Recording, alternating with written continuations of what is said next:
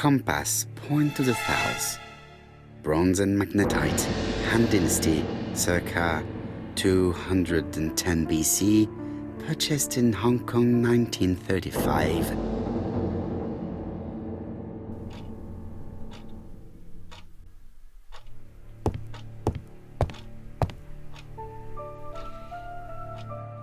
Traditional Chinese map. Facsimile. South is on the top of the map.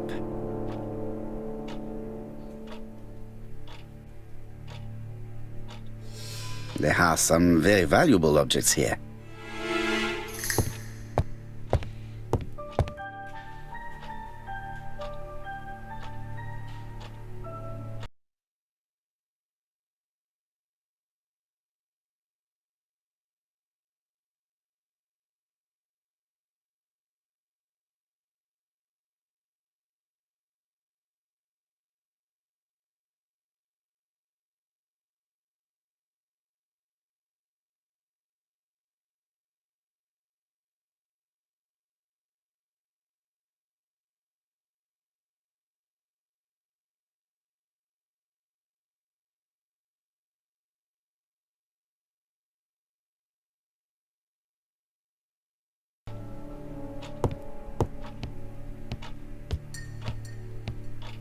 Sir Carmichael's collection could rival that of a major museum. The interior is richly decorated.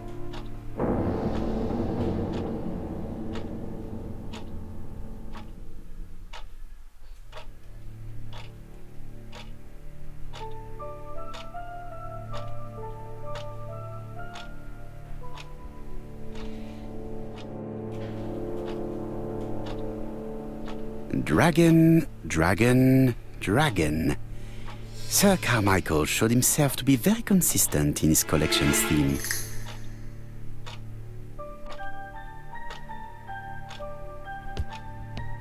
Are you keeping an eye out, Hastings? Yes. Come on, be quick, Poirot. It would be embarrassing if we got caught.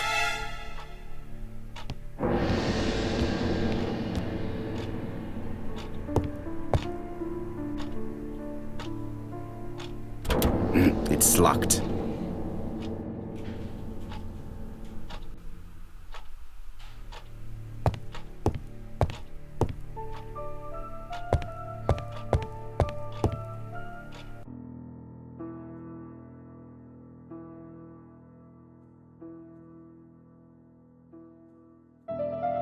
Turtle, the dragon, the crane and the tiger. I think I've already seen this motif somewhere.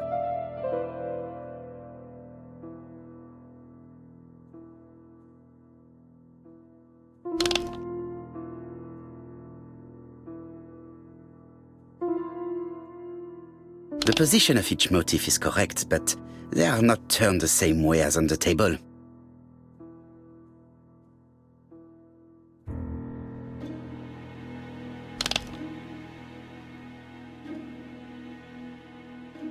The position of each motif is correct, but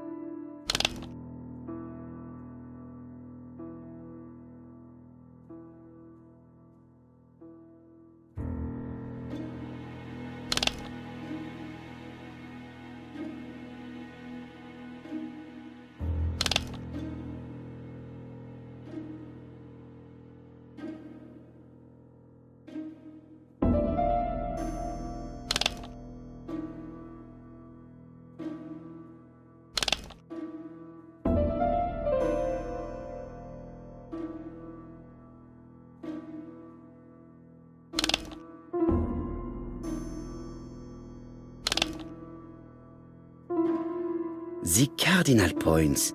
This book could maybe help me. Each cardinal point is associated with one animal and one color. In the middle sits the imperial dragon, and out of respect, all the others are turned towards him.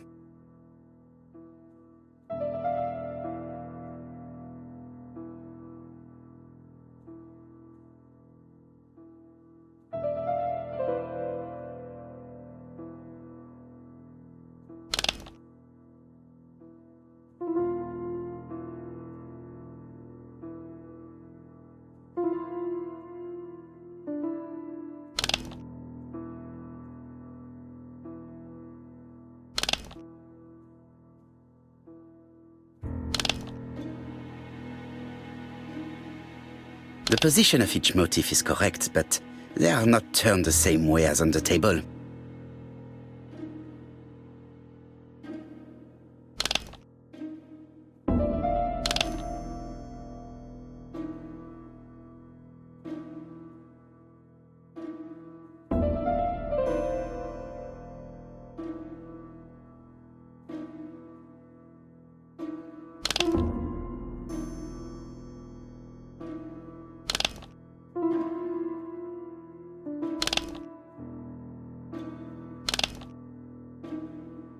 The position of each motif.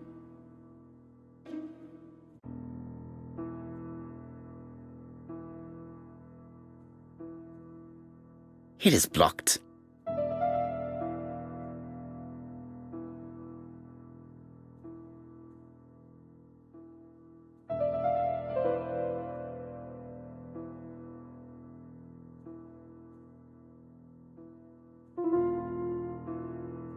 Each cardinal point is associated with one animal and one color.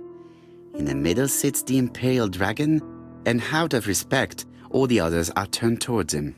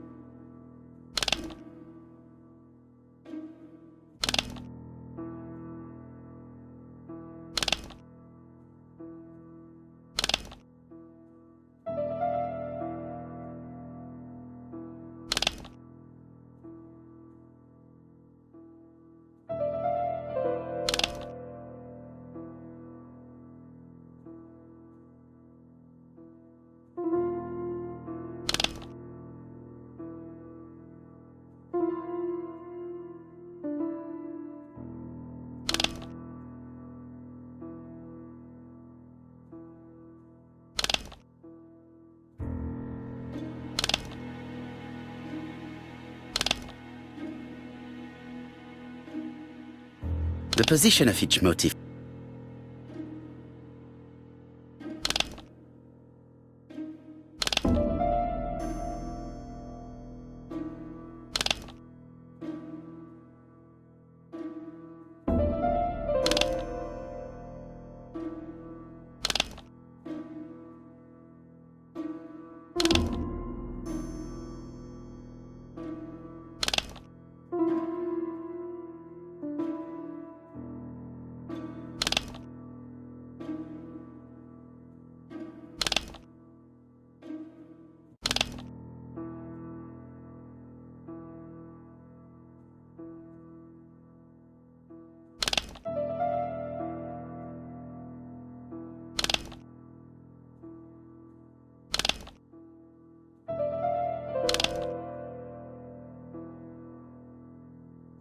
I think I heard a bang.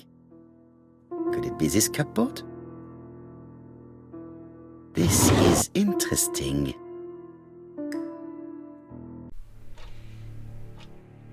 These daggers are only ceremonial weapons. I do not think that the crime weapon is here.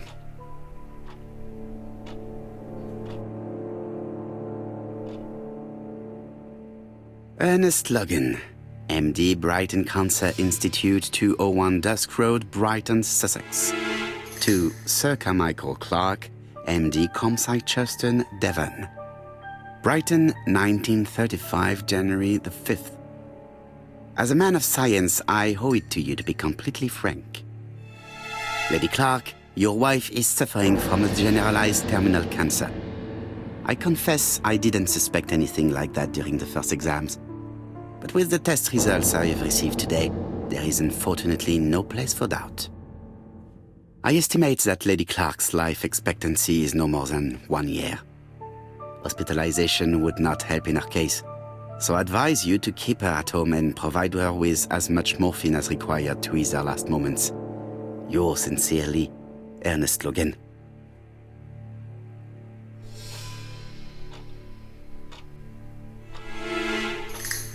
Here's Miss Gray. Sorry to keep you waiting. Lady Clarke's condition requires regular care. I believe you want to ask me a few questions. Indeed, mademoiselle. This porcelain is remarkable. Is it old? It's about 3 centuries old, I believe. Wait, let me find the reference.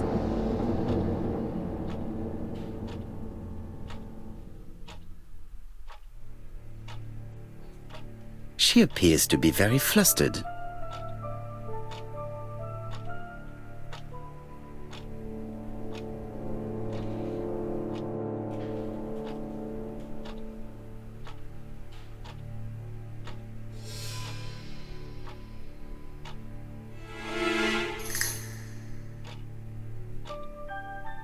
She's unable to hide her emotion, and her makeup has been disturbed. I think that this young woman has just been kissed. Here? Teapot with black dragon, Gangshi period, end of the 17th century. It is a rare piece with unusual colours. You have a good knowledge of art history. Acquired while working with Sir Carmichael. I used to help him manage his collection and choose his new acquisitions.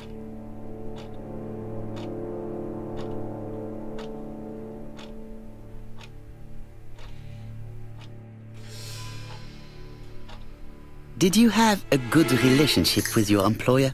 He treated me well, and I am sorry for his death. Have you seen any strangers hanging around in the past few days? No. Nobody has been near Combeside.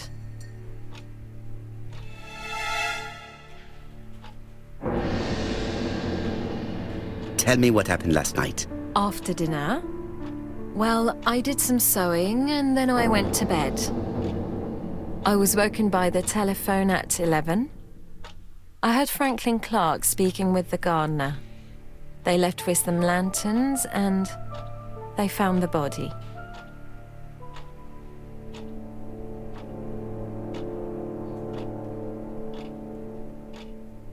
What are your feelings about Franklin Clarke? What an odd question. Of course I think he's a good man. He's energetic, nice, very sociable.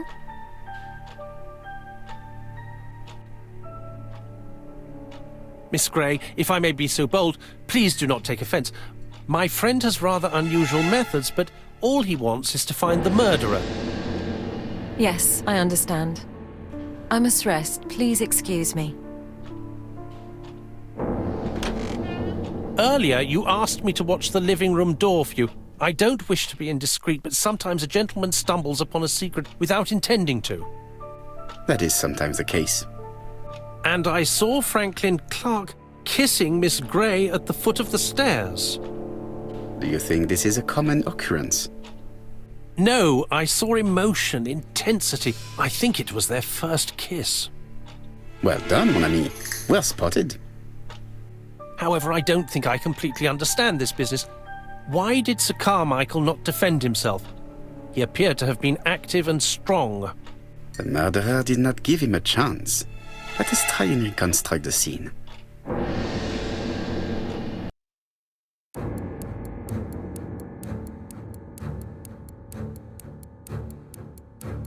Sir Clarke is taking his customary walk.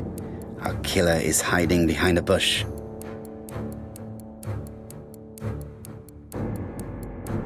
The old man walks quietly along the gravel path.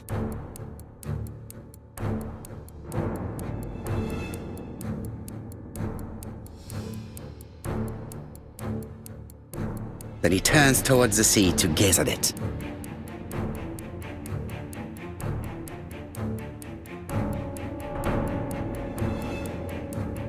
The killer leaves his hiding place on the right-hand side. He approaches silently over the grass.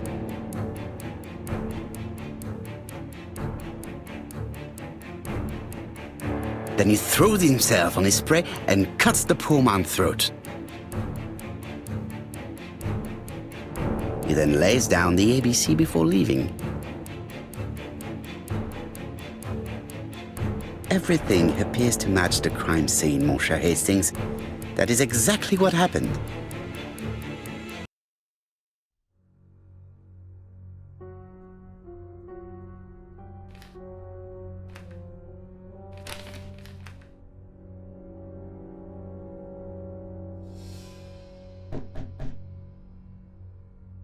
Oh, just a minute. I'm getting dressed.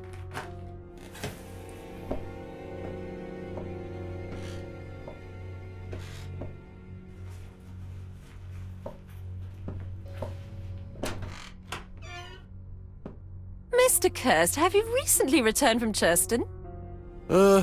Yes. Indeed I have. Have you seen the papers? And to think that you might have rubbed shoulders with the killer. Imagine that. Mr. Cust, are you all right? You don't seem well. My apologies. My throat is burning and my head feels heavy. It's ever since the war, you know. Since my injury, my head has never been the same.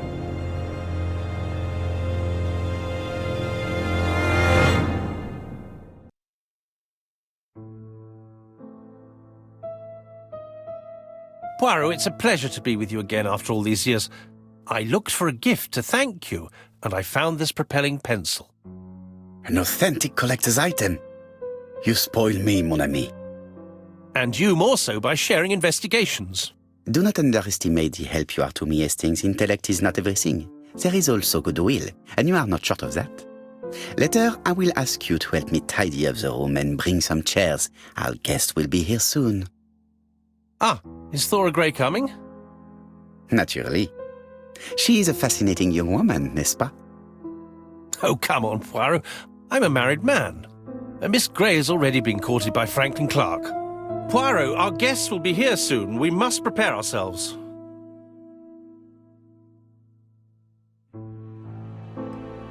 I should take advantage of the silence to examine them.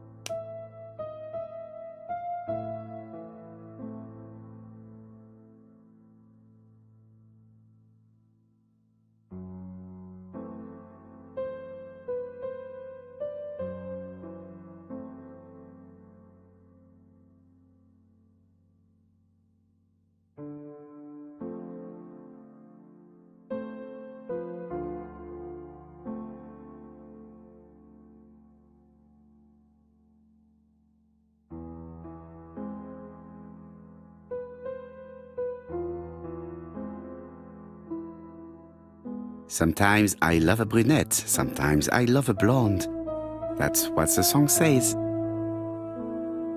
The song says, sometimes I love a blonde who comes from Eden by way of Sweden. But I am not sure that this blonde is an angel.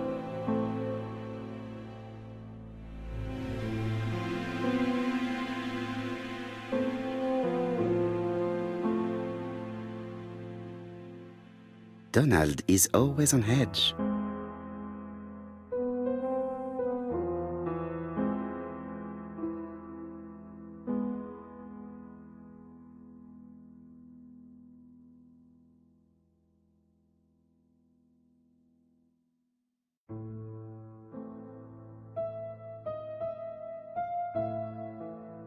Leave me alone.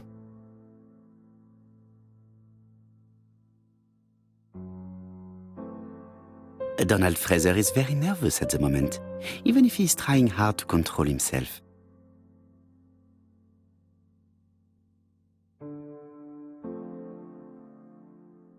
She appears to have taken more care with her appearance than the last time.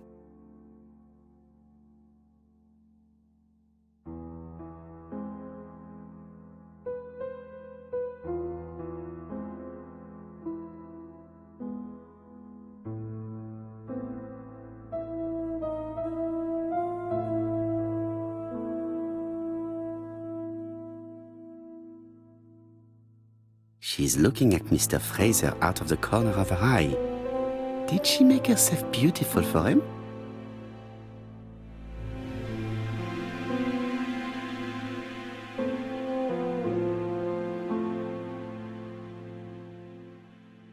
Franklin Clarke always seems at ease, regardless of where he is. Something that's unique to people who travel.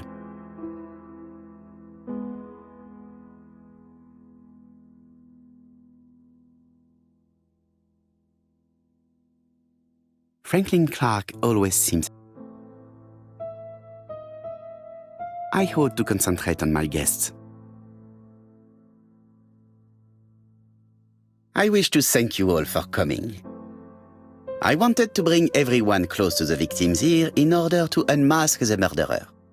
Get to the point, Mr. Poirot. What do you want from us?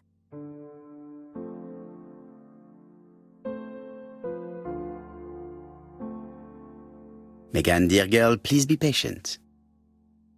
Mr. Poirot, how dare you address me by my first name? Please excuse me, mademoiselle. What I ask is that you search your memories. The murderer must have left some trace. Yes, he must have prepared his crimes very carefully. Tout à fait. He did not get to Bexhill at midnight in order to strangle a young girl whose name by chance starts with P. Must we go into that?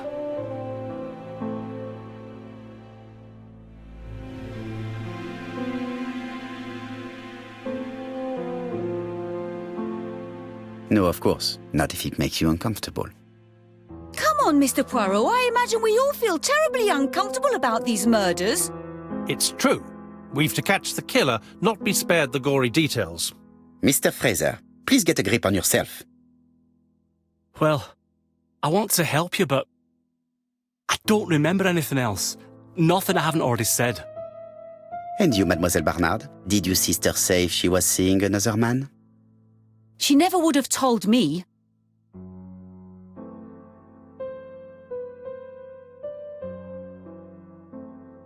Why would she hide the fact from you? Betty knew I didn't approve of her behaviour. Her flirting was spoiling any chance she might have had. Tell me, mademoiselle, what did you talk about with your sister? Silly things. Her new dress. She wanted a pair of black stockings to go with it. Mother bought her a brand new pair. The day it happened, she was crying. And to think that Betty never even wore them. Poor Mummy. Your sister used to sing, I believe. Did she ever perform in public? She dreamt about it, but she had a very bad cough. It troubled her greatly. She had to cancel auditions and miss lots of opportunities. A pity. Yes, she sang well, but that doesn't tell us much about the murderer. Qui sait? In any case, we now have enough information to draw up a relatively precise psychological profile. Let us now try and get our brain cells to work.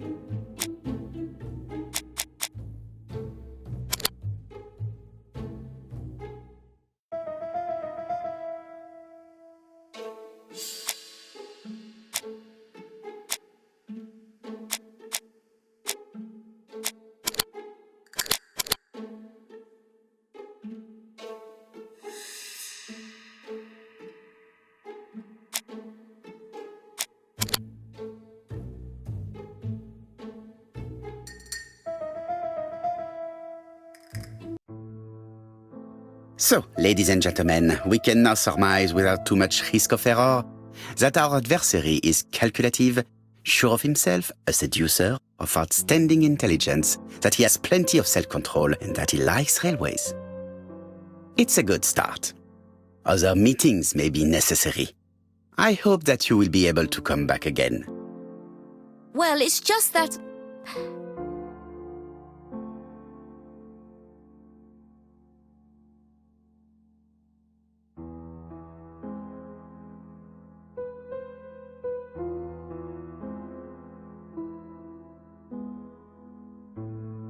Well, Mademoiselle Drower, do you wish to help us or not? Oh, Mr. Poirot, don't be so harsh.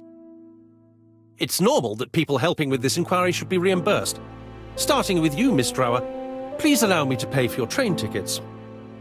Oh, sir, I cannot accept. But you must. Mademoiselle, I may not be rich, but my brother left a fortune which will be mine. Mr. Clarke, that's very generous of you. Well, someone has to foot the bill. Mr. Poirot, would it be possible for you to come back to Devon? Lady Clarke has expressed a wish to see you. We'll adjust her medicine so she'll not be too drowsy. But of course, I shall come the day after tomorrow if it is convenient. Thank you all for coming. We will meet again soon. The meeting was most fruitful. Really? Hastings, I believe now we have everything we need to find a common point between the victims. Now it is time for us to use our grey matter.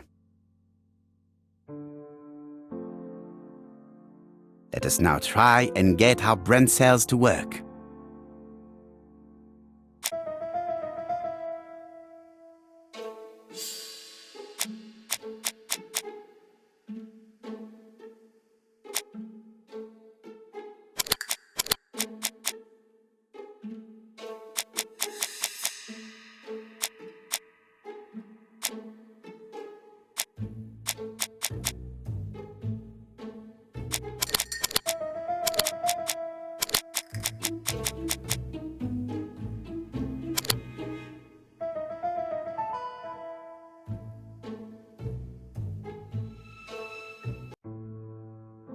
The first two victims suffered from bad throats, and that was precisely the specialty of the third victim, Dr. Clarke.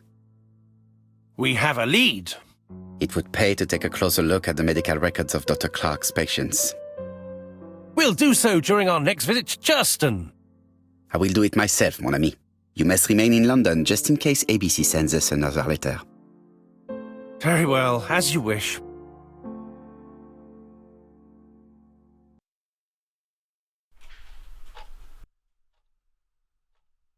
Thank you for coming, Mr. Poirot. Lady Clarke is waiting for you in her bedroom on the first floor. Please excuse me, I cannot stay for the interview. I've to take Miss Grey to the station to see our lawyer in Torquay.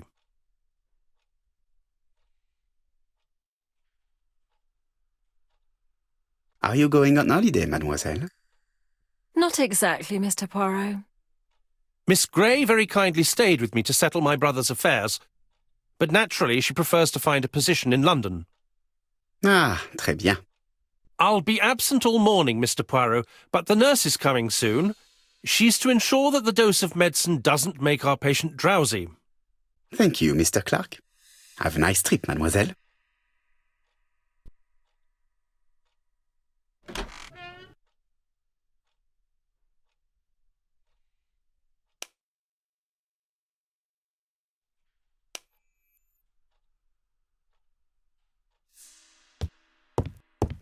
It would be rude to make Lady Clarke wait any longer.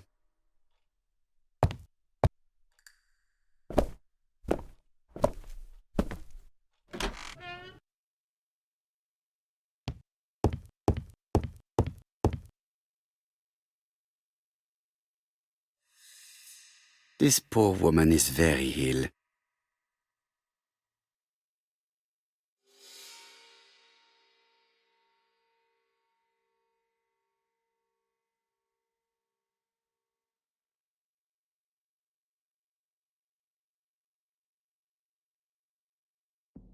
This woman is suffering. She is in no state to have a conversation.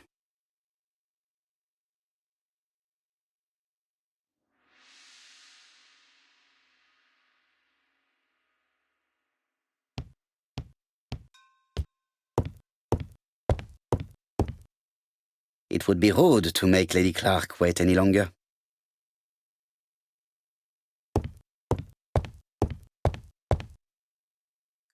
Mr. Poirot? My respects, madame. Thank you for coming. Thank you. Have you seen the nurse? She should have been here by now. Oh, I'm sorry. The telephone in the hall is ringing.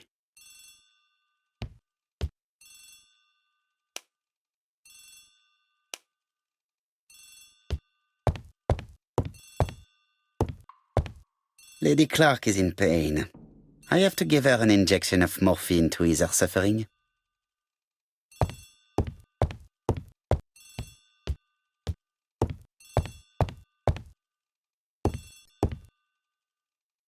Lady Clarke is in pain.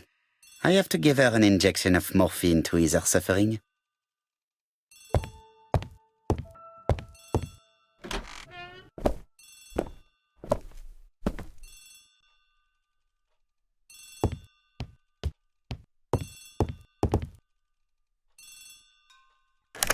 The Clarke residence. Detective Hercule Poirot speaking. How do you do, Mr. Poirot? I'm Lady Clarke's nurse. I wanted to let you know that I won't be able to come for her injection today. Might Miss Grey be able to do it? She has just left, but I will take care of it. Thank you. That's very kind of you. You'll find the skeleton key to open the medicine cabinet hidden in the lion trophy. You can count on me. Au revoir, mademoiselle. Oh, thank you kindly. Goodbye, Mr. Poirot.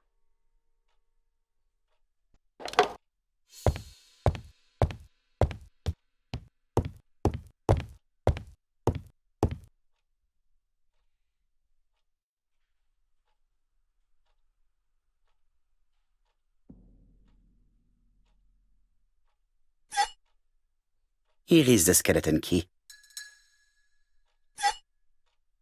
April 1925, Aceh Province, Sumatra.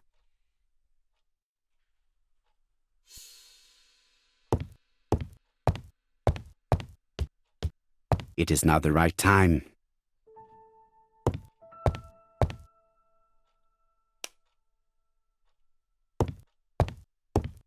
Lady Clarke is in pain. I have... Lady Clarke is in...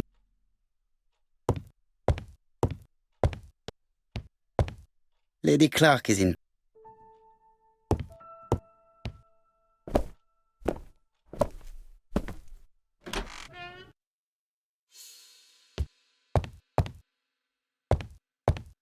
Lady Clarke is in.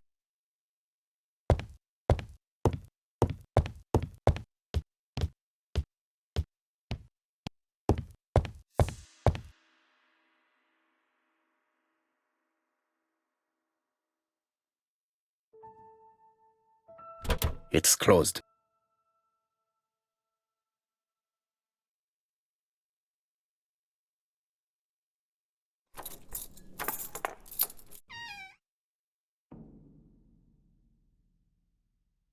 Ah, Mr. Poirot.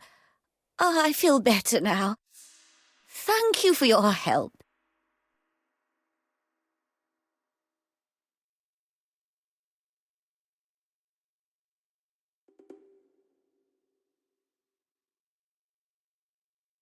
You asked for me, chère madame. Yes, yes, of course, I wish to speak with you. But what was it about? No doubt. You wish to talk to me about what happened to your husband? Ah, yes. Oh, poor Carmichael. Has the madman who killed him been caught? Not yet, chère madame. There was a great many people in Cheston on the day of the murder. Indeed.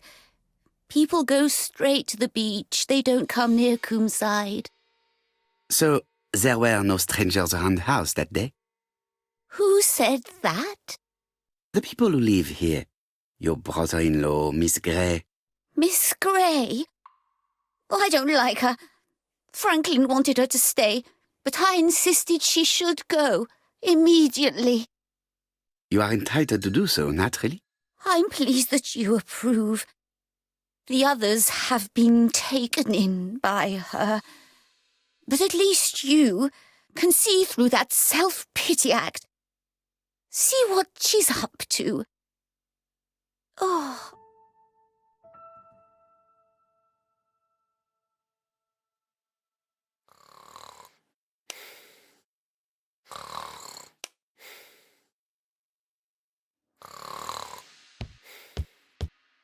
She's sleeping. I must find a way to wake her up gently.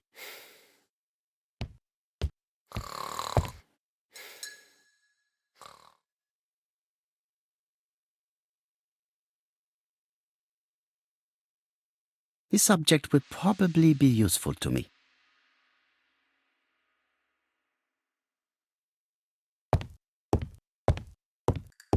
This subject will probably be useful to me.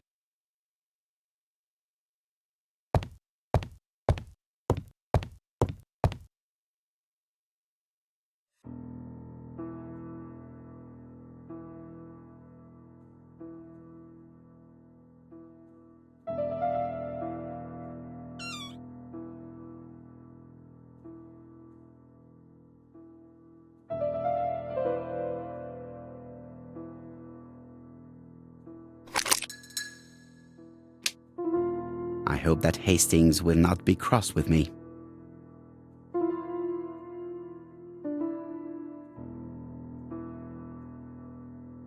This part appears to be working.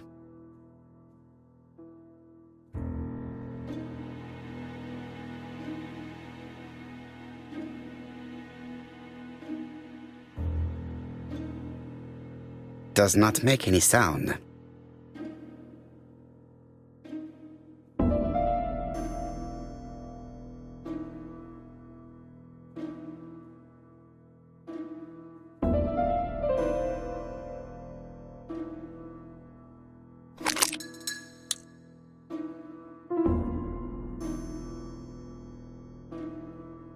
The bronze comb is preventing me from positioning this one.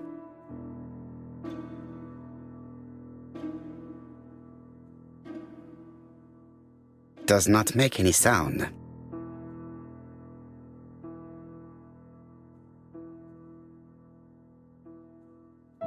This part appears to be working.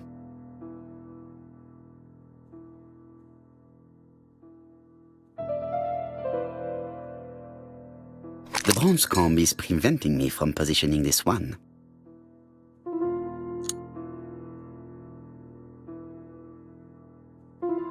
This is where the combs go.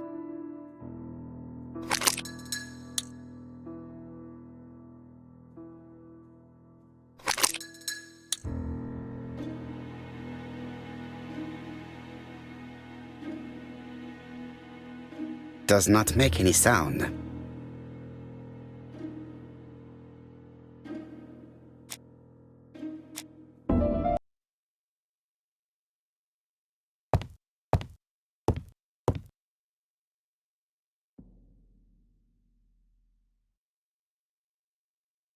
This object will probably be useful to me.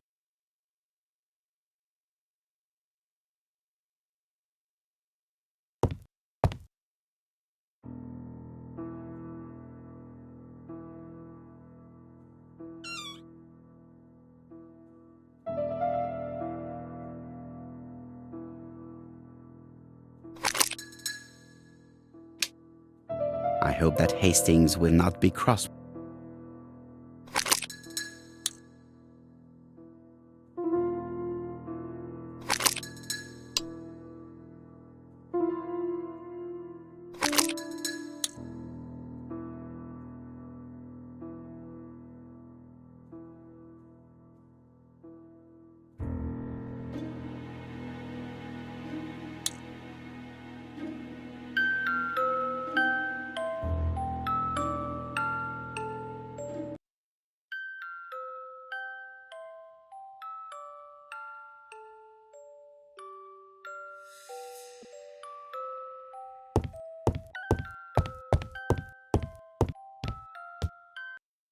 Oh, what were we talking about?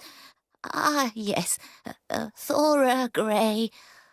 Oh, Carmichael had great esteem for her, but for me she was nothing but a hypocrite.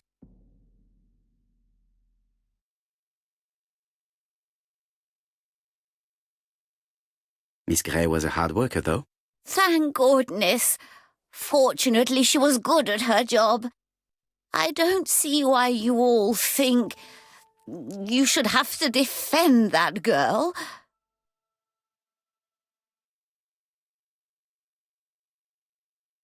You are very harsh. Do not forget that the girl is an orphan. Yes, and she used the fact to get around men. Take Franklin. He's fallen for her sweet-talking charms. Oh, he's a lovely boy, very plucky and sure of himself. But so naive. Oh, when it comes to women.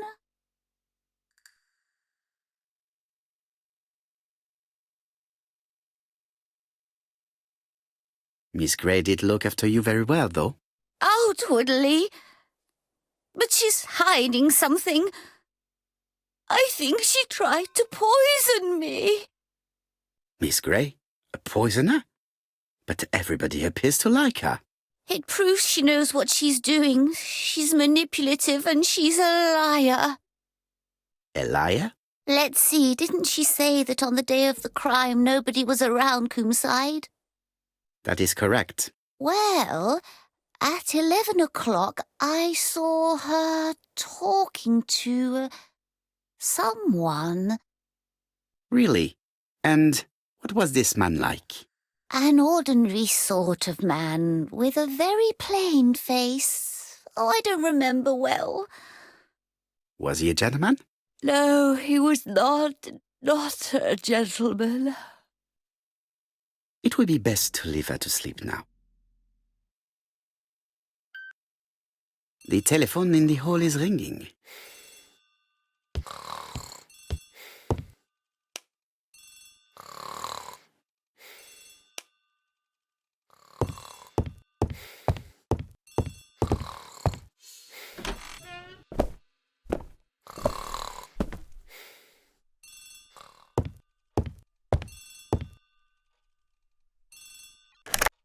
Hello? Poirot, is that you? Hastings here. Thank you for calling. Have you received a new letter from the murderer? No, thank goodness. How are things in Churston? I questioned Lady Clarke, but I will not leave until I have examined everything of interest to me here. Fortunately, Franklin is absent, and I have a skeleton key. Have you seen Thora Grey again? Briefly. But rest assured, I intend to summon her to London soon. She's a fascinating girl. But secretive. I would like to ask her a few questions. Poirot, she wouldn't hurt a fly. Each to his own, my friend. Yours are pretty often smart old ladies that have the maladies. Poirot, are you mocking me? No ill intended, rest assured. À bientôt, mon ami.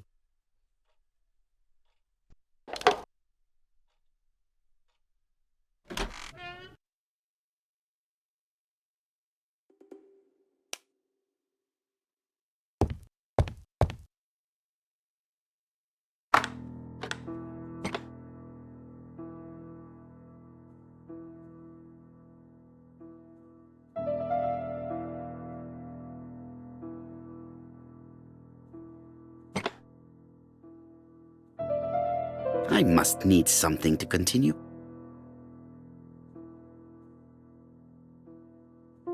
I must need something to continue.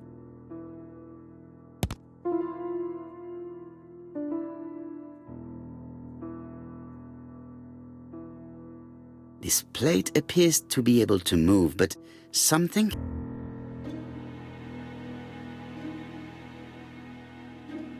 Brazil.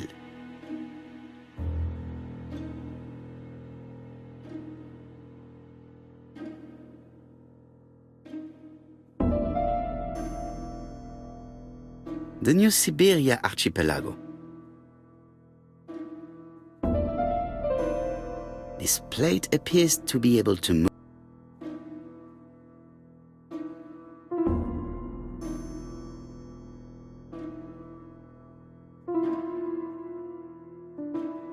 I must need something to continue.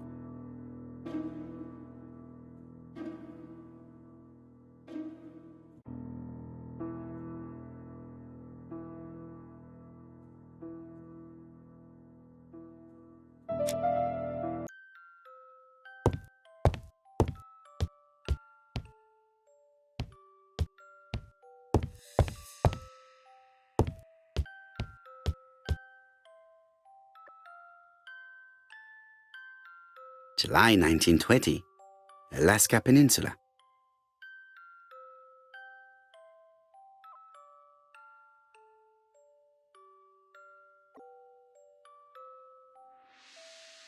February 1922, South Africa.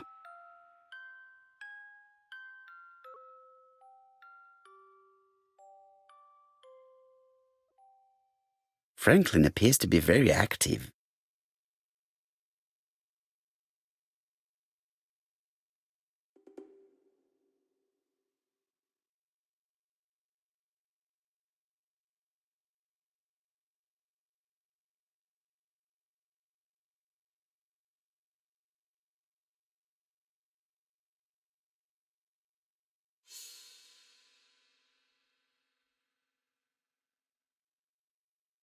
Franklin Clarke appears to be a typical British gentleman, a good sportsman, a hunter, a traveller.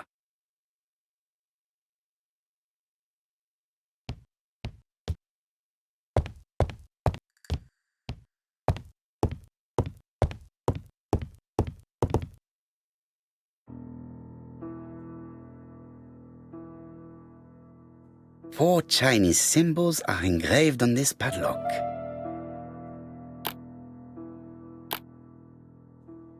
I won't manage to do it randomly. Should I? Well, the characters engraved on this disc resemble those engraved on the padlock.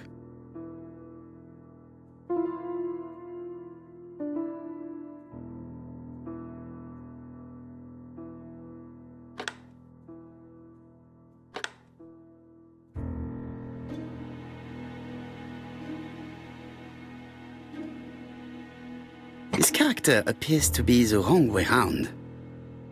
Maybe I should look to the padlock again.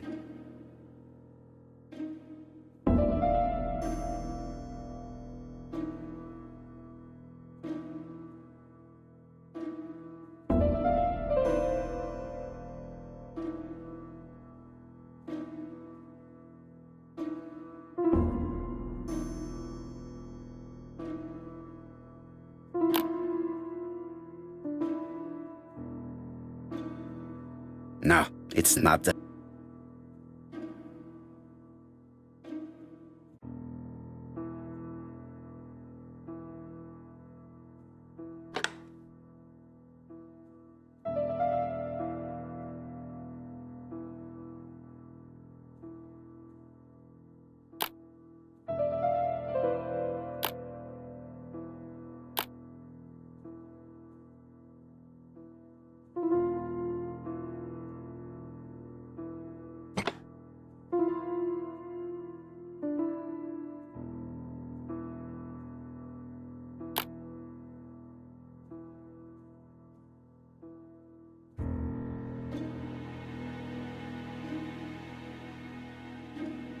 This character appears to be the wrong way round.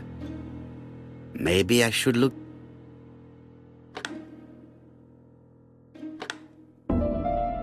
This character appears to... Maybe I should look to the padlock again.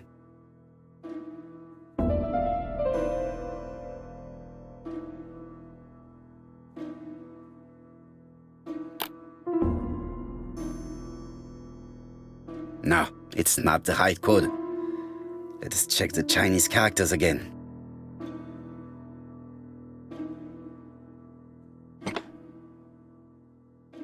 That's it. This character appears.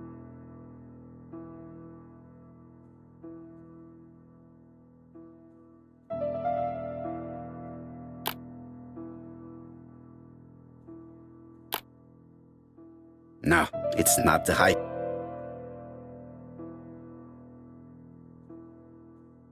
The position of this character looks right.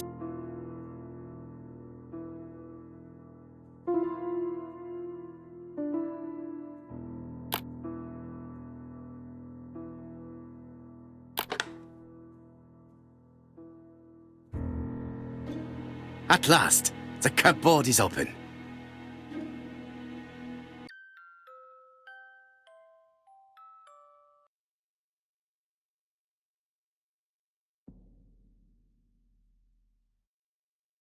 Genteel and wild, English countryside revisited.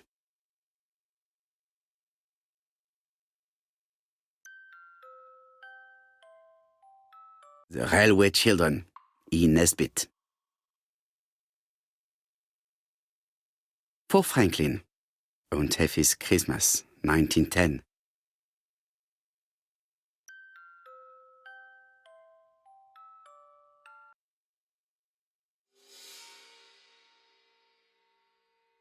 Traveling in China, a practical guide for English travelers.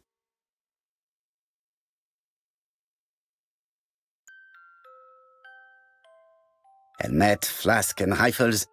Franklin is very well equipped.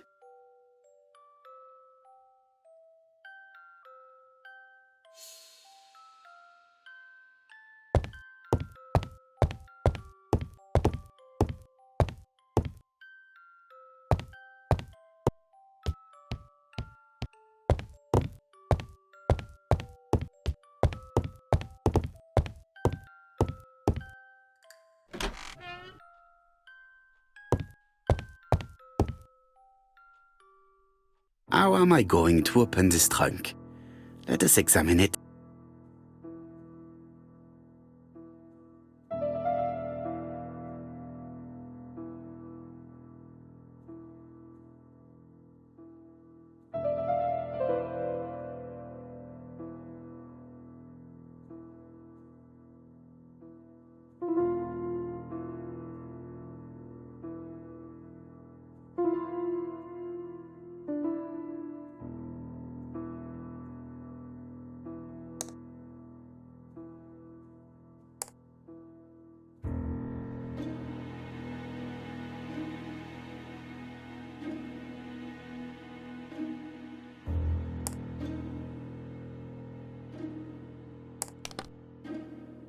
Leaving the code on the trunk. What a strange character Franklin is.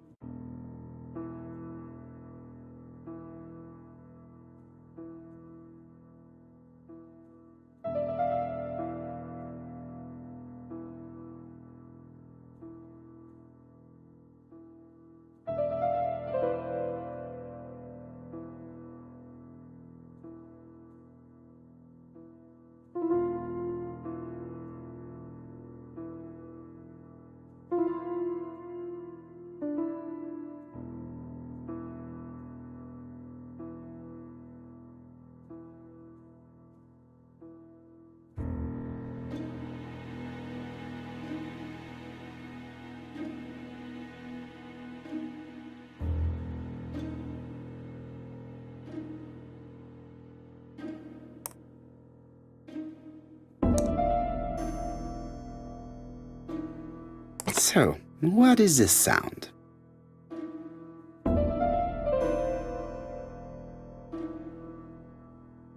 I should be able to open the trunk now.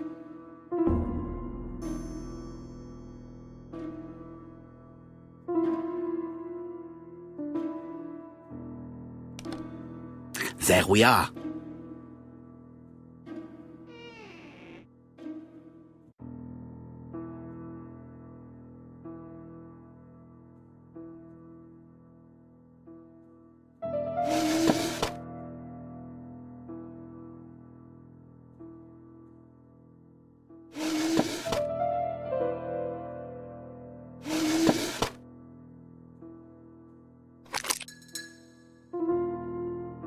Why has Franklin put an Allen key inside his trunk?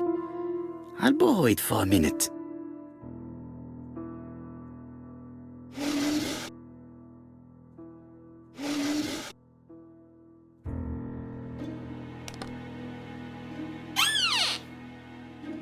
Whiskey and other good quality drinks. Mr. Clarke really has refined tastes. Whiskey and other good quality.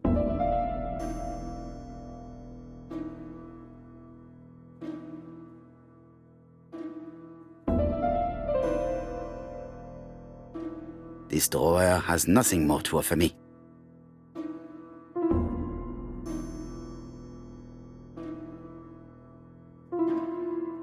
Whiskey and other good quality.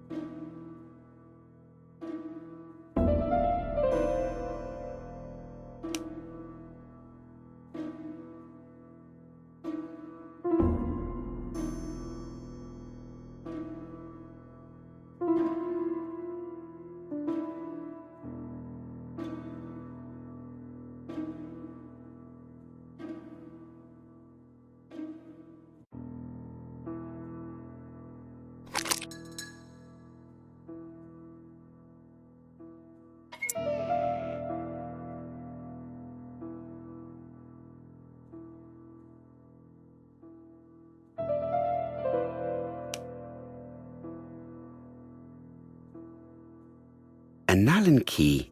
It can be used in 5 positions.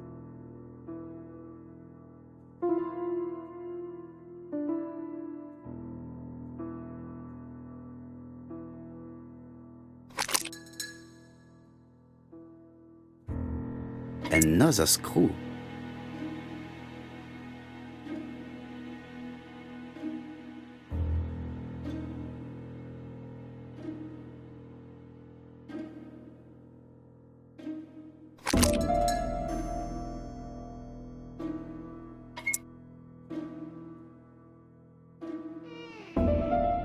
This engraving is not very easy to understand. I need to sort it out. It is blocked.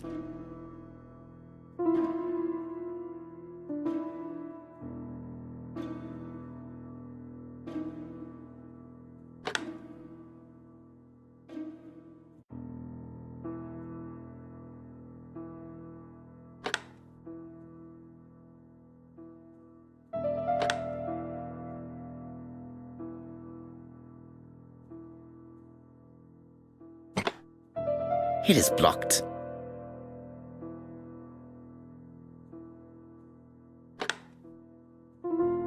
It is blocked.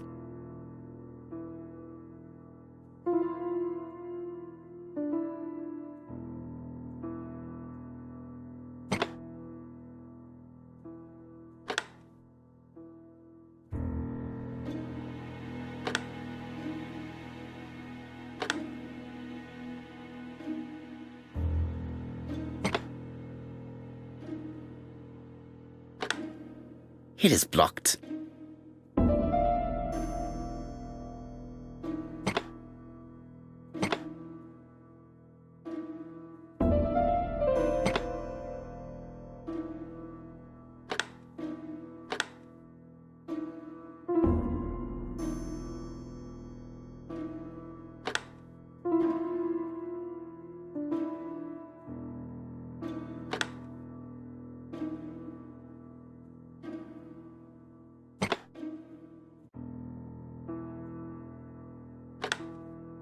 It is blocked.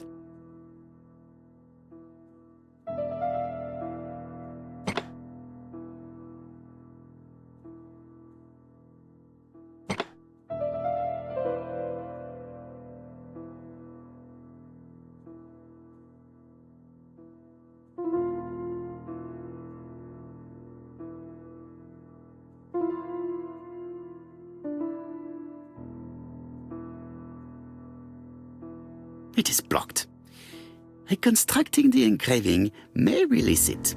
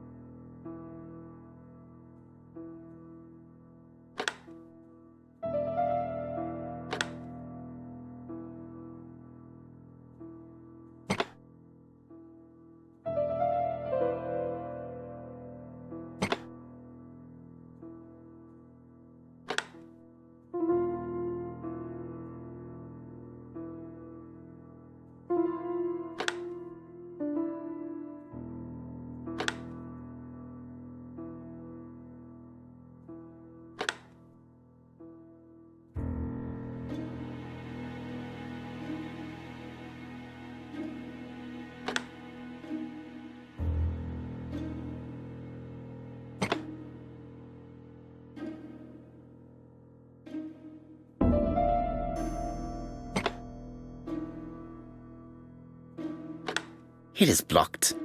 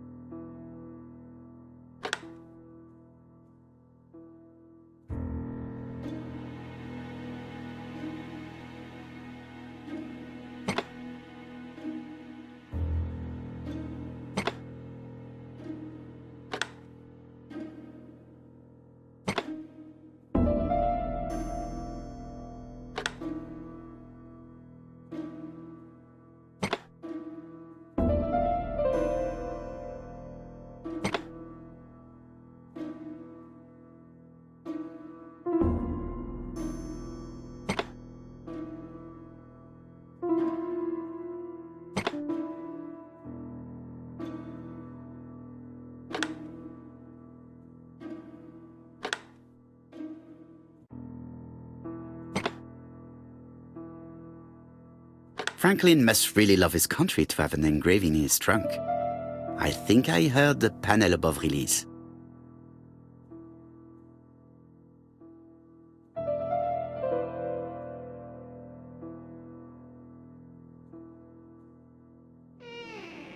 A signet ring? A signet ring with a code written on it. 1587. It may be useful to me.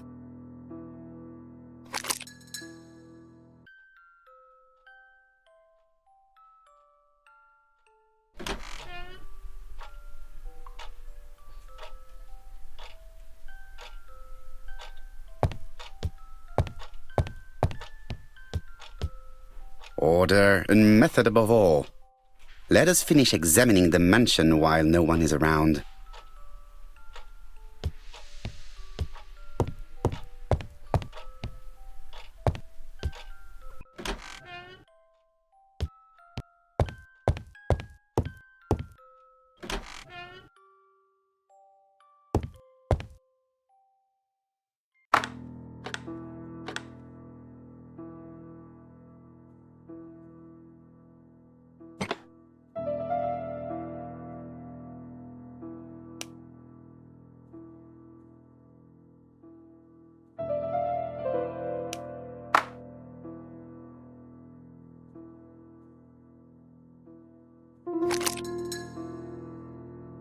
The plates around the picture appear to have unlocked.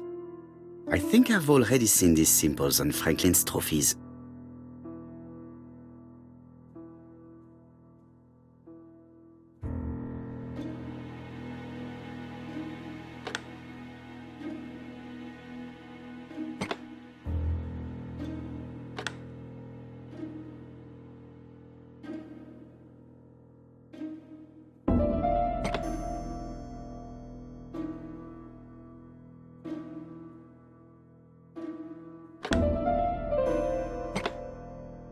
The Lion of Sumatra.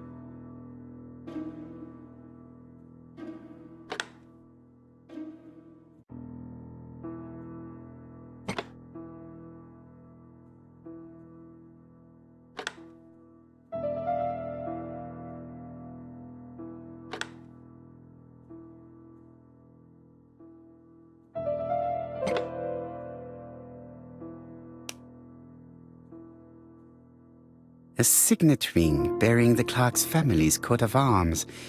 A number is written on it.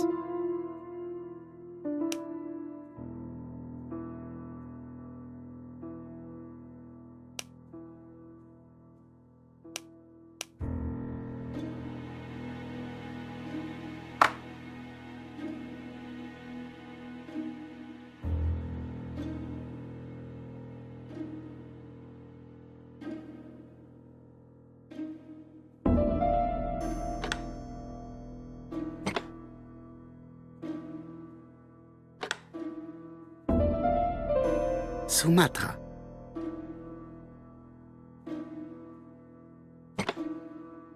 The African kudu.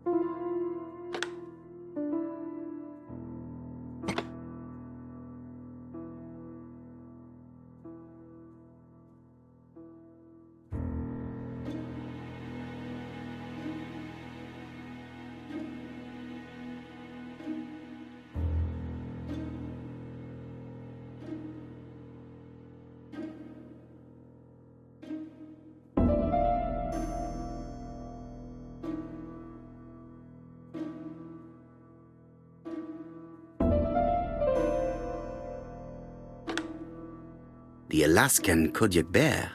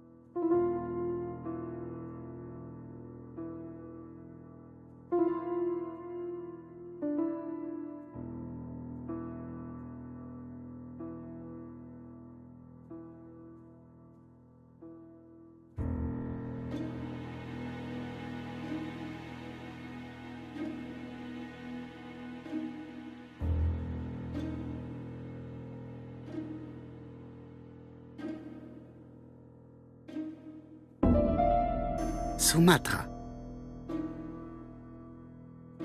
South Africa. Alaska. Alaska.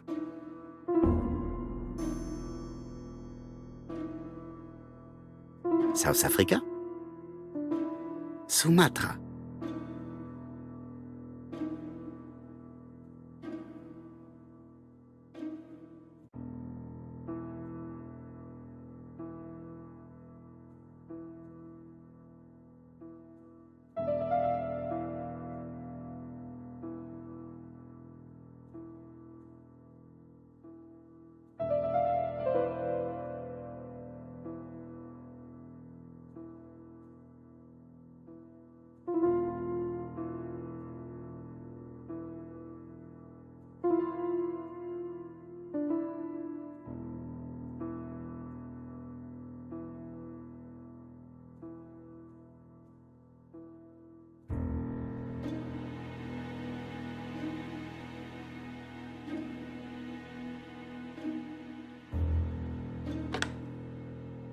I heard the sound of a mechanism. Strange way of protecting one's safe. Triangulating one's hunt.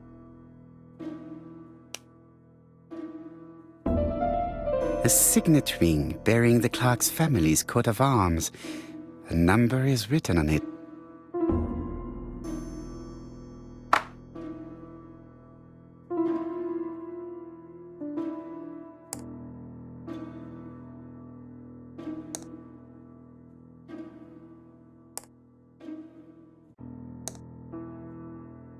These documents are very likely going to help me for the rest of the inquiry.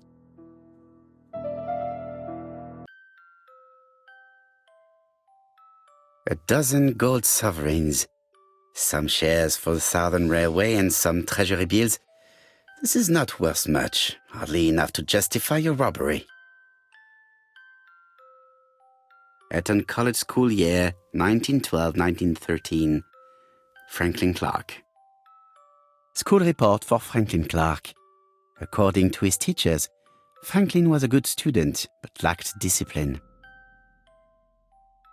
Sir Carmichael Clarke, Combeside, Cust, Devon, to Mr. Franklin Clarke, Peninsula Hotel, Salisbury Road, Tsimsha, Kowloon, Hong Kong. Combeside, 1935, January the 12th. Dear Franklin, first, I wish you a good start to a successful new year. I have received your letter dated December 10th. Thanks for defending my interest against Wang, this robber. Things could have got pretty bad if you weren't a real cold-blooded guy. I envy you for that. Things go on here much as usual. Charlotte is moderately free from pain. I wish one could say more. You may remember Thora Gray. She is a dear girl and a greater comfort to me that I can tell you. I should not have known what to do through this bad time but for her. She has an exquisite taste and shares my passion for Chinese art. No daughter could be a closer or more sympathetic companion. Life has been difficult, but I am glad to feel that here she has a home and true affection. You wrote me you want to stay in China for 1 more year or even longer. I don't object. The longer you stay, the more opportunities you will have to increase our collection. Nonetheless, you should know that we miss you here, and that Charlotte will be gone by the time you come back. I am, dear Franklin, your truly affectionate brother. Charlotte Clarke, Combeside, Cust, Devon, to Mr. Franklin Clarke, Peninsula Hotel, Salisbury Road, Tsim Sha Tsui, Kowloon, Hong Kong, Combeside, 1935, January 1st. I wish you with all my heart a happy year 1935. Writing my greeting cards, I have affectionate thoughts for you. Always smiling as a child, sailing to distant countries and bringing back to us trunks full of wonder. At home, everything annoys me, starting with this young Thora Sir Carmichael is so fond of. I have nobody to share my feelings with, so I write to you. How can I tell you what happens to me? The simplest way the better. I am doomed. I still have 1 year to live, no more. How do I know? I opened the secret drawer of Carmichael and read a letter not addressed to me. In this letter, Dr. Logan tells my husband in the most direct way the truth he conceals from me. Sir, I know, but my husband doesn't know I know. Please don't tell him. And if he shares the truth with you, act as you were surprised. Carl will probably speak in his usual convoluted way, but I wanted to be the first to announce it to you. It does matter to me that you are aware of what happens in Combeside. Warm regards, Charlotte.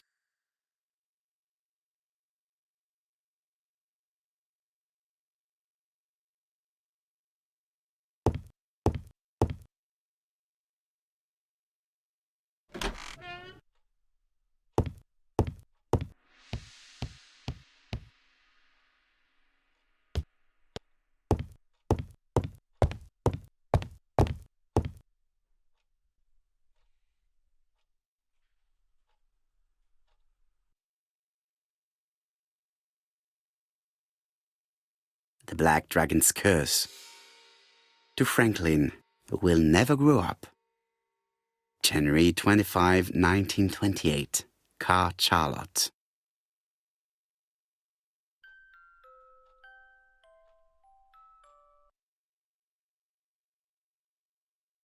Miss Thoroughgrey, Combeside, Cust, Devon. Arsenic trioxide thallium.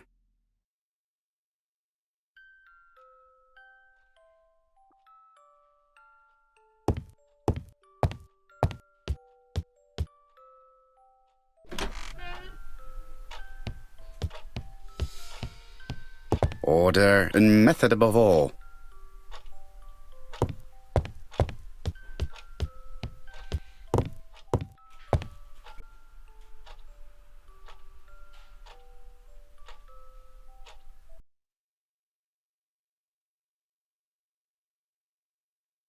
I've already seen similar daggers.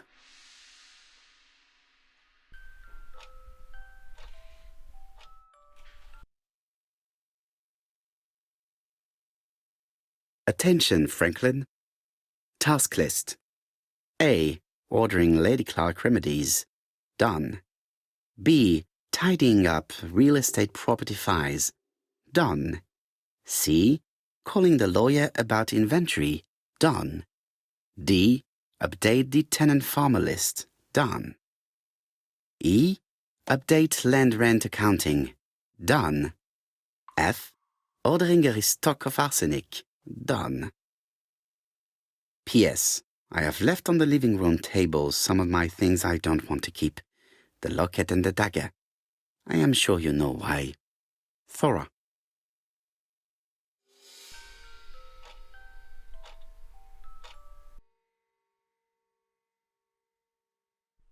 A dark dragon for a bright-haired maid. C.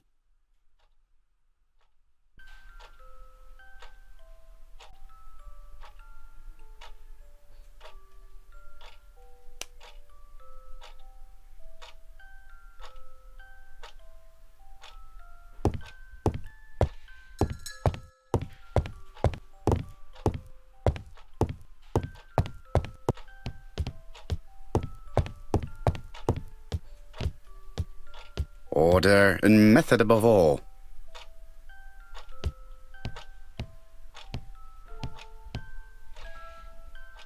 I see some papers that were not there the first time I visited.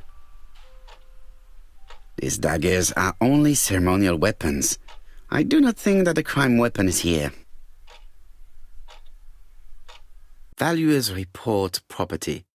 Building land located in Combeside, Cust & Client, Sir Carmichael Clarke, April 15, 1935, Court and Brunskill Office.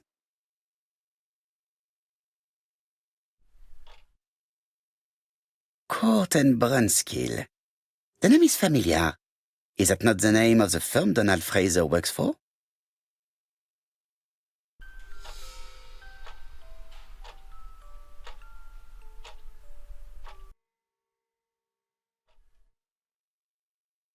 Ernest Logan, M.D., Brighton Cancer Institute, 201 Dusk Road, Brighton, Sussex.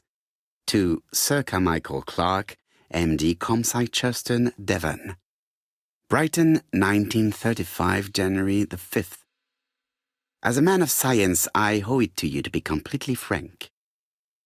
Lady Clarke, your wife is suffering from a generalized terminal cancer. I confess I didn't suspect anything like that during the first exams. But with the test results I have received today, there is unfortunately no place for doubt. I estimate that Lady Clarke's life expectancy is no more than 1 year. Hospitalization would not help in her case, so I advise you to keep her at home and provide her with as much morphine as required to ease her last moments. Yours sincerely, Ernest Logan.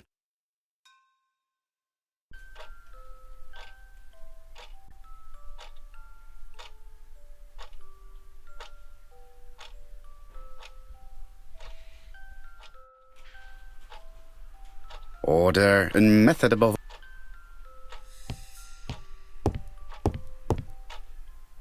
The door is locked.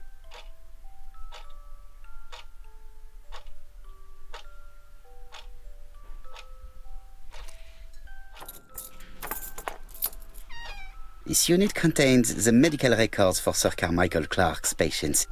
Let us study them closely and see if there are any familiar names. No dust on the records from A to D. They've been handled recently. No known names. Disappointing. Lots of dust. The records from E to Z have not been touched for years. No known names. Disappointing.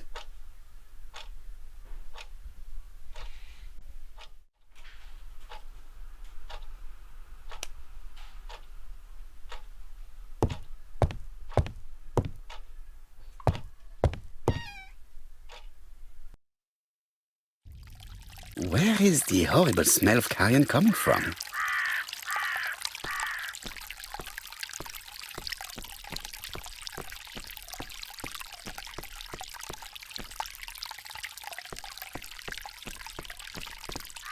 Something makes me feel uncomfortable.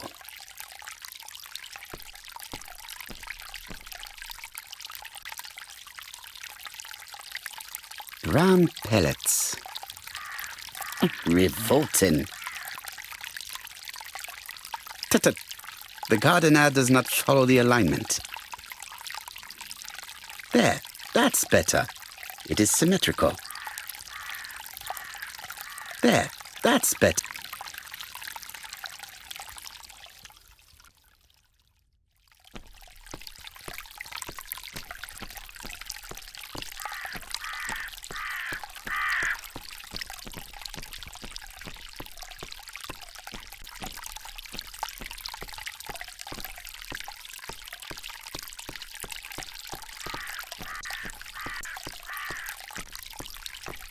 This wisteria is in full bloom.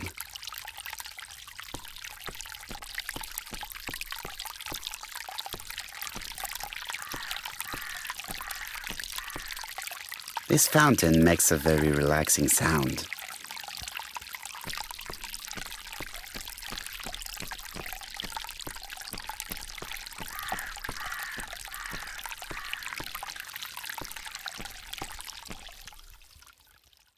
It was probably the gardener who lit this fire.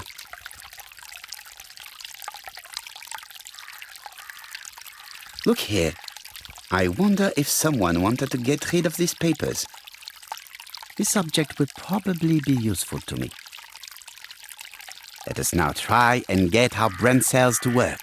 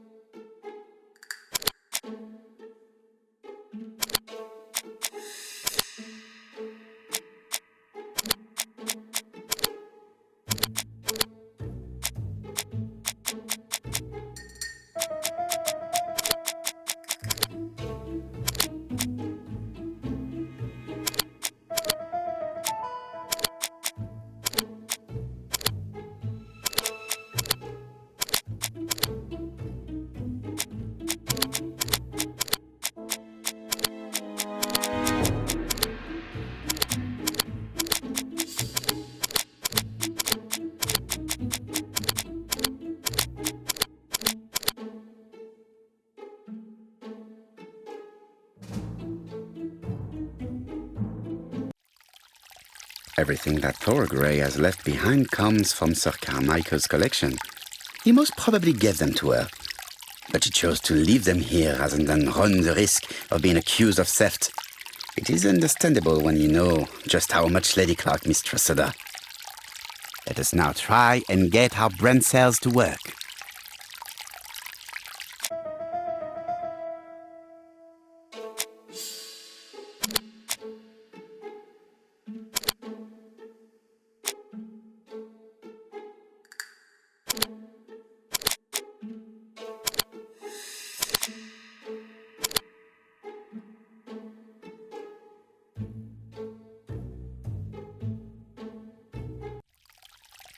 Thorgray had no reason to kill someone who only had few months left to live. The poison she ordered was for rats. The gardener must have made good use of it, considering the stinking remains on the path, not far from the property. I've finished here. I must put the skeleton key back and inform Hastings that I'm returning to London.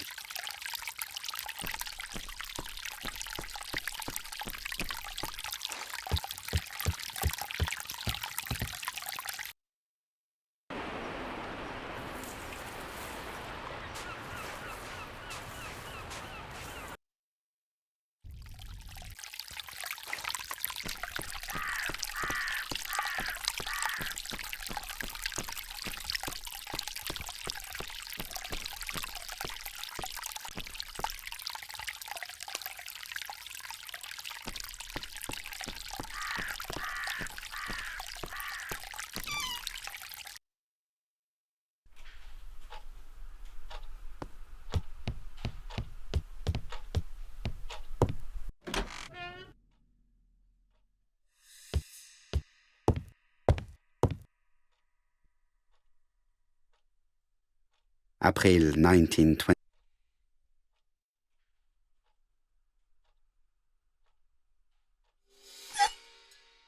Perfect. Nothing else is keeping me here.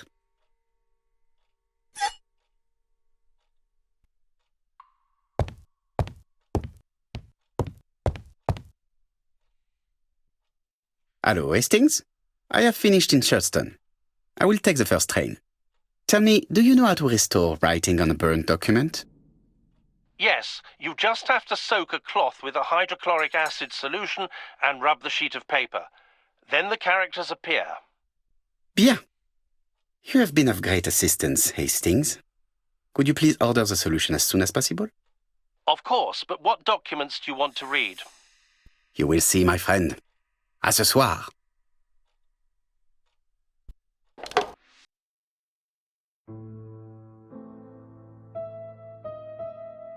Donald Fraser is here. He insisted on waiting to see you.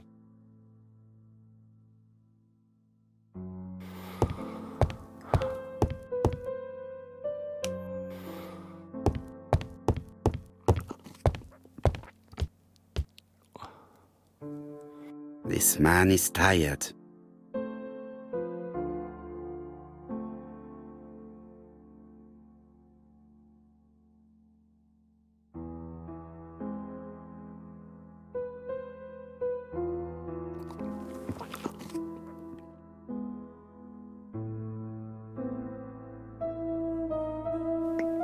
Donald is short of sleep, and it looks as if he didn't even bother to undress before going to bed.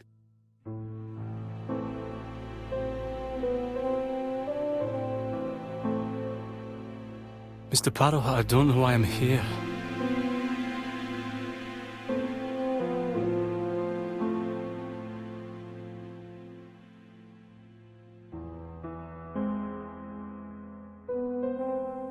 You are here to try and convince me that you are not guilty. You don't understand me. Mr. Poirot, since Betty's death, I've doubts about myself. I don't know what to do. And I keep having a horrible dream 3 nights in a row.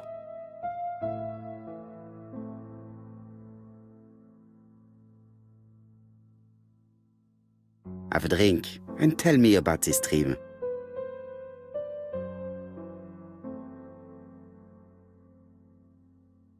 It's always the same. I'm on the beach with Betty. I grab her round the throat and I squeeze and squeeze until she's dead. Her head falls back and I see that it's no longer Betty. It's Megan's face. Have you seen Megan Barnard recently? Yes, our grief has brought us together. I never really knew her before. She's really quite a remarkable girl. But I would never tell her about my dream. Why not? Is it her you are attacking in your dream? No, it's Betty. And once Betty is dead, it's Megan's face that appears in its place. Very interesting.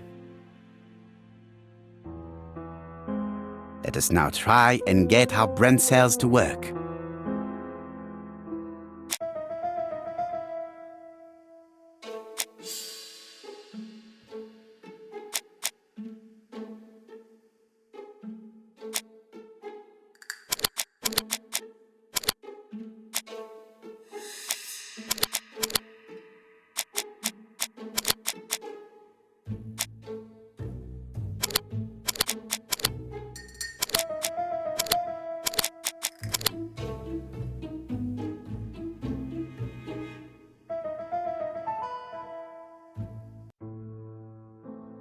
Mr. Fraser, I think that the real meaning of this dream is that you are in love with Megan Barnard.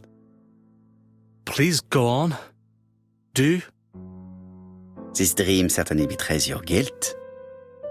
Oh. But what do you feel guilty about? Having killed your fiancé? Possible. Or forgetting her very quickly for her sister? Certainly. And this forgetting is perceived as a second death. So you don't really think I was the one who killed Betty? I do not exclude this theory. I am simply saying that I do not need to know that fact to explain your dream and your guilt. Thank you for being frank, Mr. Poirot. You've helped me a great deal. I'm going back to Bexhill. I'll not take any more of your time up. It is late, Mr. Fraser, and you are tired. I'll sleep on the train. I like trains. It's easy to sleep rocked by the sound of the wheels. Poor boy, he seems completely lost. Well, women seem to like him. I think Megan will take care of him. Oh, I remember. Did you order the product I needed? Yes, we'll be receiving it tomorrow. Bien, it is late, and I asked Miss Grey to come tomorrow morning. I have a few questions I wish to ask her.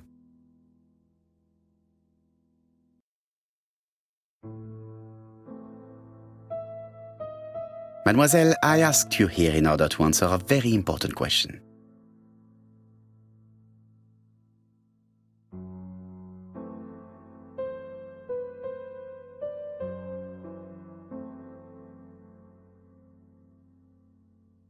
Am I right in thinking you said that you did not speak to anyone on the day Sir Carmichael was murdered? It's the absolute truth. Yet, Lady Clarke maintained that she saw you talking to a stranger on the front doorstep. Really? She must have been mistaken. Oh, I remember now. I'd forgotten all about it, but it wasn't important. It was just a salesman. One of those traders who sell stockings from door to door. Can you describe him to me? Medium size, glasses, dark suit, and a felt hat. Not the sort of man you notice. Completely harmless. That's why I forgot all about him. Nothing else? He was very hesitant and shy. Usually door-to-door salesmen are very confident, but he wasn't.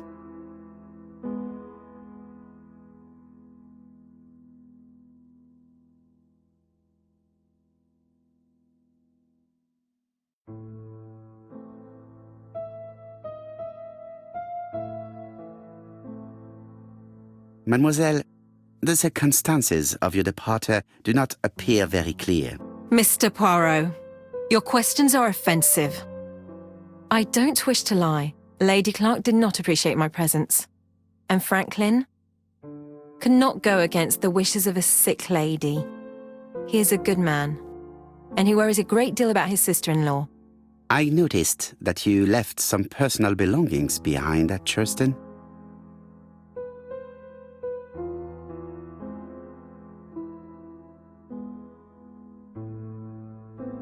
Are you planning on returning to Cheston? Who knows what the future holds? Bien. I must ask you one last question. Please reply frankly with either yes or no. If Lady Clarke had died, would you have agreed to marry Sir Carmichael if he'd asked you? How dare you ask such a question? Sir Carmichael treated me just like his daughter. And all that I ever felt him was affection and gratitude, nothing else. Thank you, mademoiselle. I will not keep you any longer.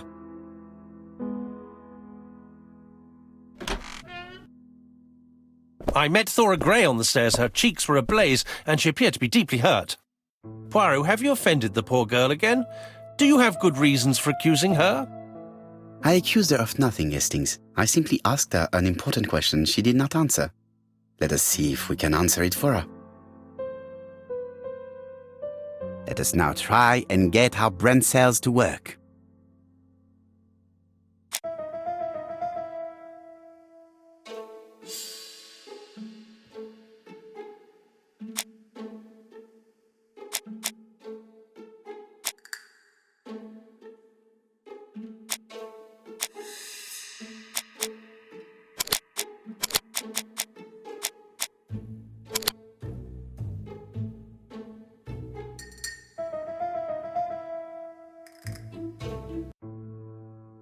You must know how to read between the lines, Hastings. When Sir Carmichael refers to paternal affection, he is lying to himself. Read this engraving on the brooch. A dark dragon for an angel with glossy hair. These are the words of a lover, not a father. Lady Clarke was not wrong. What if Sir Carmichael had fallen in love with his secretary? That doesn't mean that she forced him to do so. True, there are extenuating circumstances. She is a penniless orphan. But she is calculating. Just look how she avoided it when asked if she would have married Clarke. I see. You think she seduced Sir Carmichael for her own gain, and that now she is doing the same with his brother. Poirot, your world is a very dark place. Do not get carried away, mon ami. We have another more important matter to settle. Really? Yes, would you believe that Miss Grey taught me something new? Let us now try and get...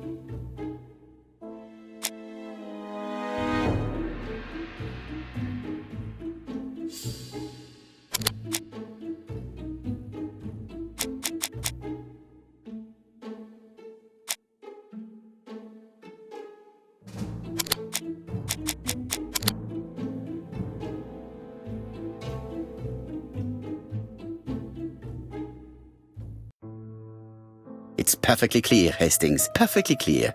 Indeed, a stocking seller visited Andover, Bexhill and Churston on the day of each murder.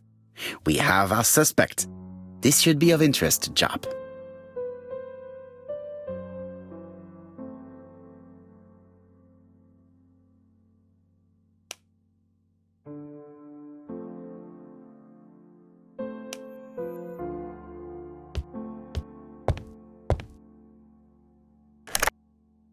Chief Inspector, we are looking for a stocking salesman. I see you have a suspect. Yes. Contact all the stocking wholesalers who may employ him. Your suspect is a salesman? No, he does not take orders. He sells door to door. Right. The hunt is on.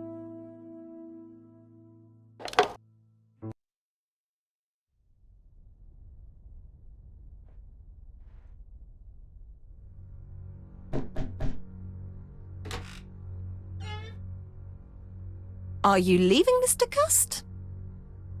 Yes, I'm going to Cheltenham. You shouldn't travel today.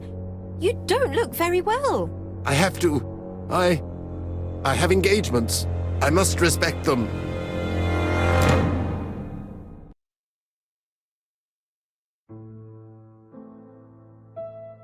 Can you get the post, Hastings? And why don't you go and get it yourself? Très bien. What's going on? I've never known Hastings to be so disagreeable.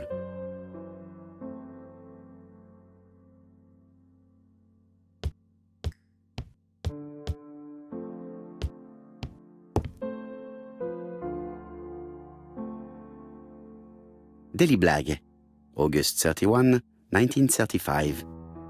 Moustache at half-mast. Poirot's repeated failure in A.B.C. case. Sometimes small things trouble great men. Hastings, faithful collaborator of the Belgian detective, knows something about it. 3 mornings in a row, he confided to us, the cook broke the egg yolks when preparing Poirot's breakfast. This apparently casual event has greatly disturbed my friend, to the point it breaks his concentration and slows his judgment. I also noticed his moustache, of which he is so proud, being duller than usual. Poirot, I assure you I haven't said any such thing to the journalists. They twist everything.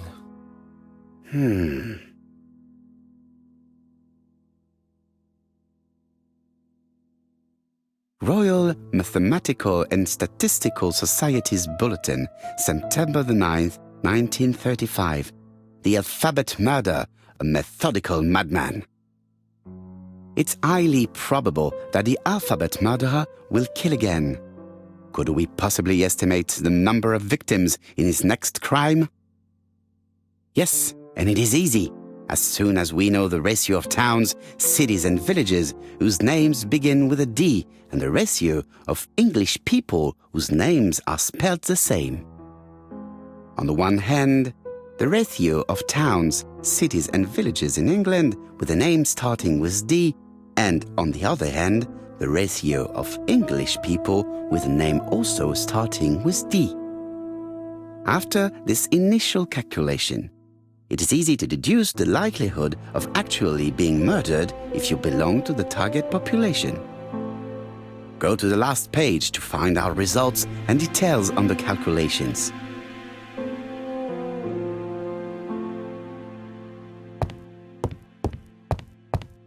Are you collecting the post, Poirot?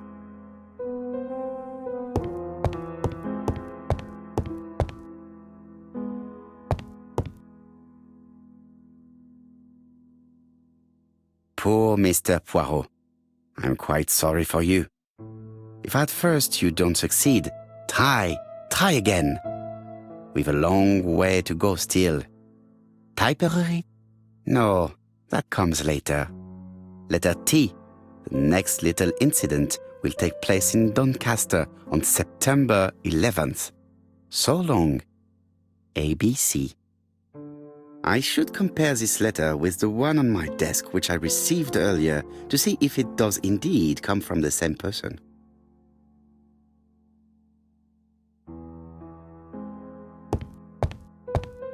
It is now the right time.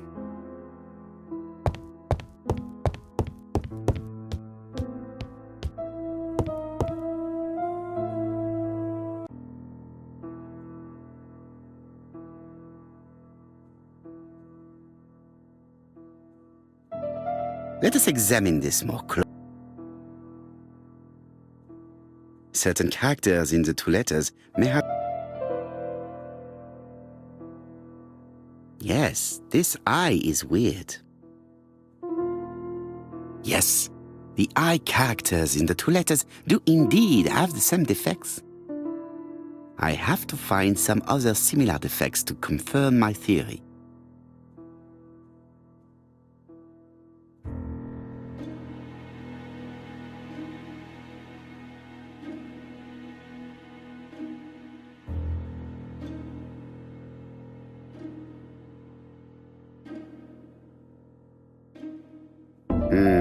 The W is not printed properly.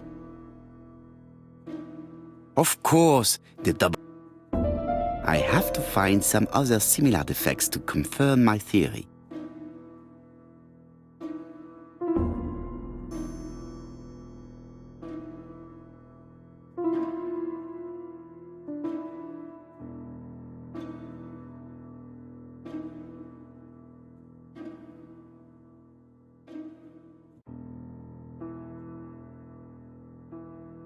Yes, the A. That's right. The A characters in the two. My theory was right. These two letters were written with the same typewriter. Hastings, he strikes tomorrow. Chief Inspector Japp?